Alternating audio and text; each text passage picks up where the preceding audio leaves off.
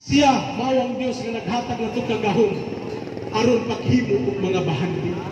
Sa ato pa ang mga bahandi na atong nabatunan ni kalibutan na dili ato kundi iya kini sa Dios. Ingon ang pulong sa Dios sa punusan ng mga bahandi nga naa karon kabita ka na pagpangita og daghang mga higala nganuman human sa kinabuhi nato ni kalibutan na pwede na kitang makalimtan mahanaw ang atong pangalan.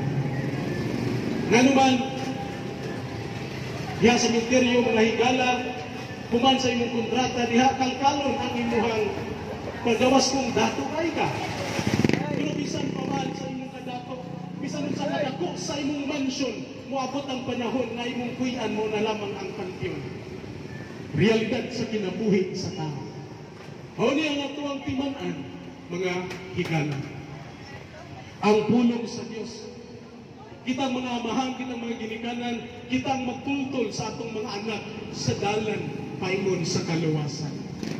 Kita mao'y pastor sa atong panimalay, kitang mga amahan.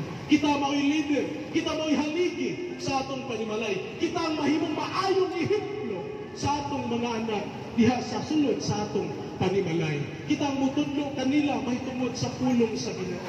Ana kita, dili lamang sa pagpangita og kabuhian, ang ato ang rule, isip mo sa kamahan. Ang rule na itong kamahan, mausap ang pagtudlo sa atong mga kabataan, mahitungod sa gugma sa Ginoo, mahitungod sa pulong sa Dios.